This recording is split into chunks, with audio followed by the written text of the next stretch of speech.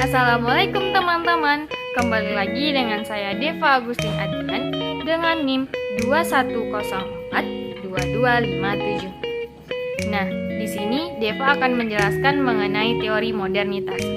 Apa sih teori modernitas itu?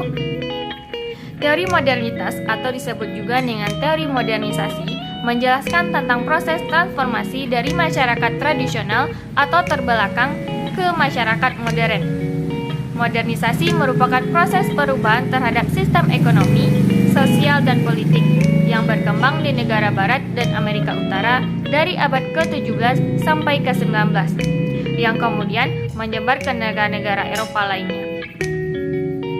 Teori modernisasi fokus pada cara masyarakat pra-modern menjadi modern melalui proses pertumbuhan ekonomi dan perubahan struktur sosial, politik, dan budaya.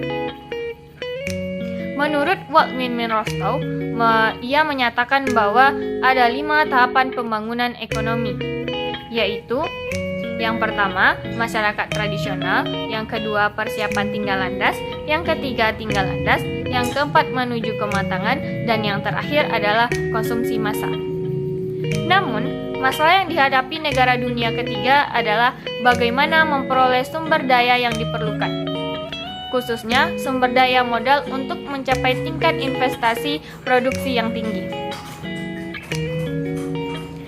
Sedangkan menurut Daniel Lerner, ia menyatakan bahwa teori modernisasi merupakan sejarah yang terjadi pada negara dunia ketiga.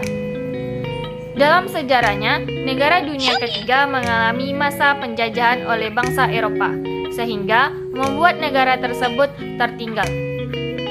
Selain itu, teori ini menyatakan bahwa untuk menjadi modern, negara dunia ketiga harus mengikuti proses yang terjadi di negara dunia pertama, yaitu adalah negara Barat. Akan tetapi, proses negara dunia pertama menjadi modern membutuhkan waktu yang sangat panjang. Sedangkan menurut James S. Coleman, modernisasi politik merujuk pada proses diferensiasi struktur politik dan sekularisasi budaya politik yang mengarah pada etos keadilan. Tahapan modernisasi menurut Waldemar Rostow tersebut akan Deva jelaskan yang 5 tadi. Yang pertama adalah masyarakat tradisional. Pada tahapan ini ditandai dengan kegiatan bertani dan barter. Yang kedua, persiapan untuk tinggal landas. Pada persiapan untuk tinggal landas ini ditandai dengan adanya spesialisasi, produksi barang, dan perdagangan.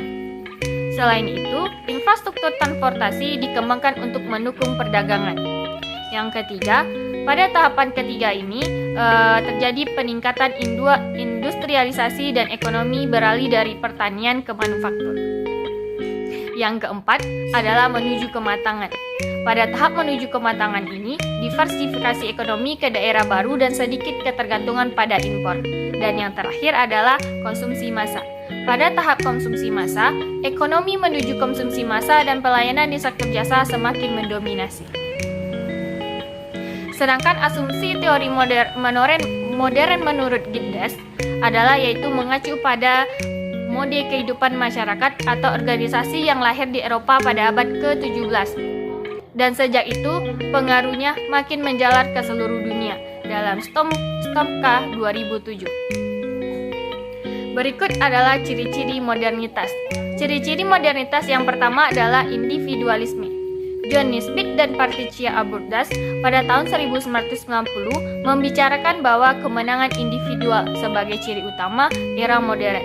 Yang kedua adalah diferensiasi. Munculnya spesialisasi, penyempitan definisi pekerjaan akan memerlukan berbagai kecakapan, keterampilan, dan latihan. Yang ketiga, rasionalitas, artinya memiliki perhitungan. Yang keempat, ekonomisme. Seluruh aspek kehidupan sosial didominasi oleh aktivitas ekonomi, tujuan ekonomi, dan prestasi ekonomi. Dan yang terakhir adalah perkembangan. Modernitas cenderung memperluas jangkauan dan ruang. Dan inilah yang dimaksud dengan proses globalisasi. Pemikiran yang mengemuka dari Anthony Giddens adalah yaitu The Third Way, adalah jalan ketiga. Studi Politik Dunia yang dipublikasikan pada tahun 1998.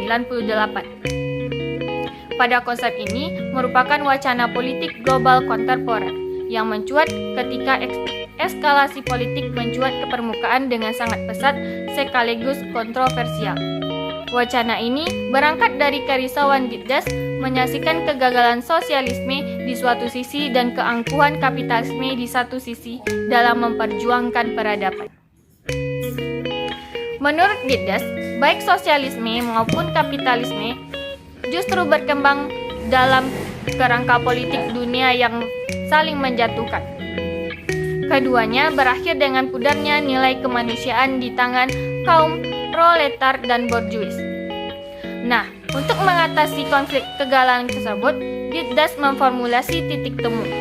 Titik temu yang diformulasi oleh Gitdas tersebut adalah yaitu pada